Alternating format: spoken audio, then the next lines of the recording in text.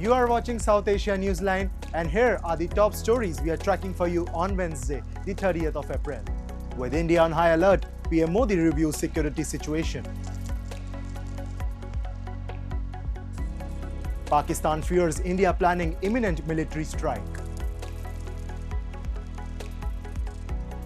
And Sri Lanka's economic recovery no understatement, says central bank governor.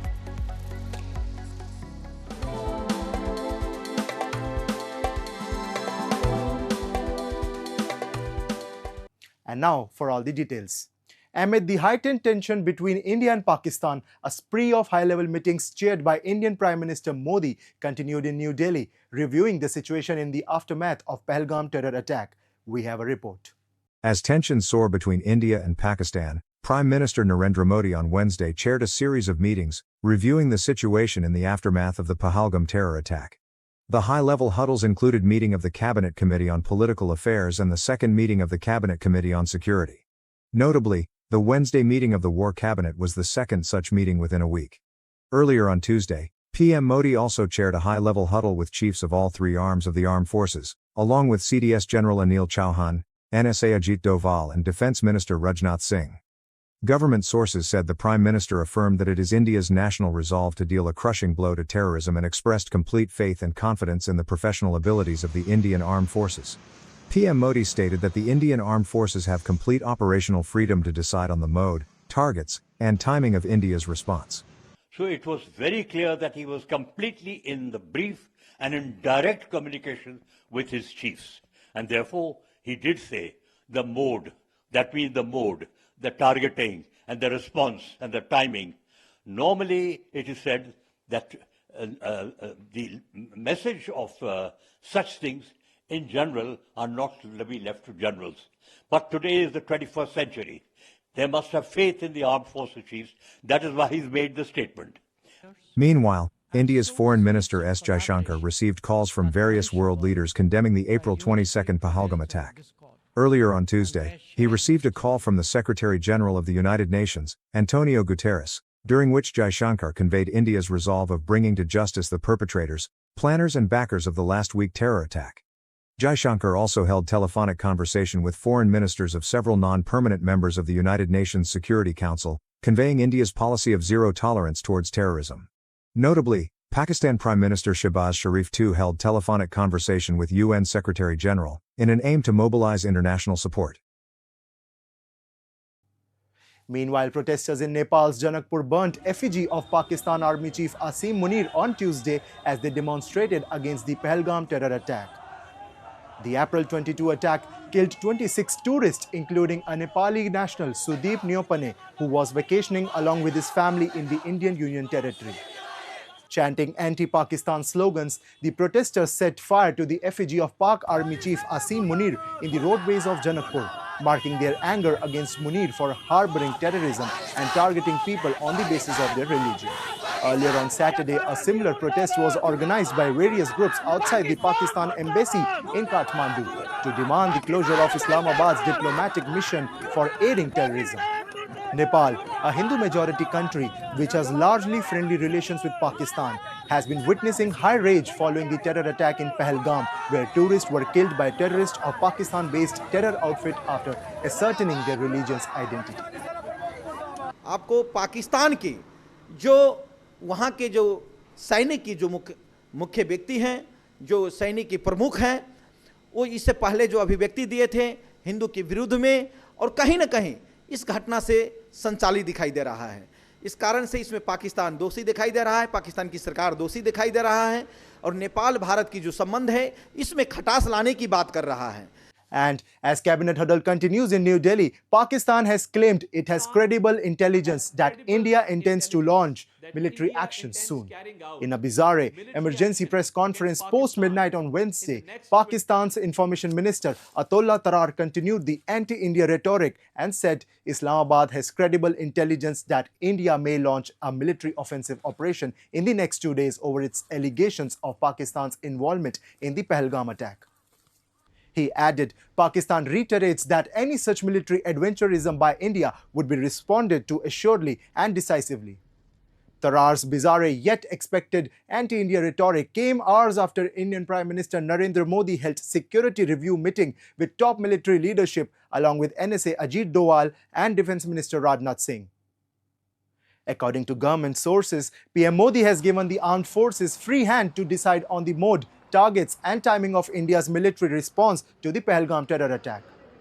Notably, unlike in 2016 and 2019, when India reacted militarily to terror attacks on its security personnel, New Delhi is yet to take any military action. It has, however, taken slew of diplomatic measures, including expulsion of all Pakistani nationals and keeping Indus Water Treaty at abeyance. Moving on, UN human rights experts have strongly criticized Pakistan's counter-terrorism operations in Balochistan, calling out enforced disappearances, repression of activists, and misuse of anti-terror laws. We have a report. UN human rights experts have raised serious concerns about Pakistan's counter-terrorism measures in Balochistan, citing excessive and harmful impacts on human rights. While acknowledging threats posed by armed groups, the experts emphasize that counter-terrorism must comply with international human rights and humanitarian law. They condemned enforced disappearances, urging Pakistan to criminalize the practice and establish independent investigation mechanisms.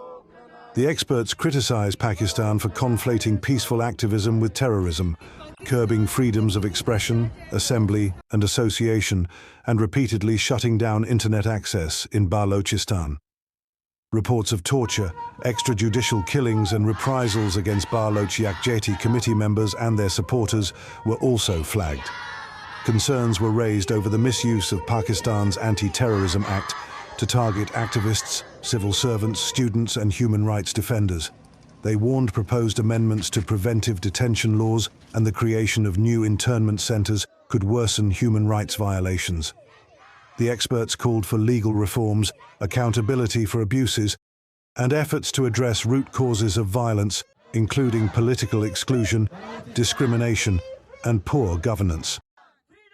They have formally communicated these concerns to the Pakistani government and offered technical assistance. And the United Nations High Commissioner for Refugees is seeking $71 million to assist Afghan refugees returning in desperate conditions to Afghanistan from Pakistan and Iran.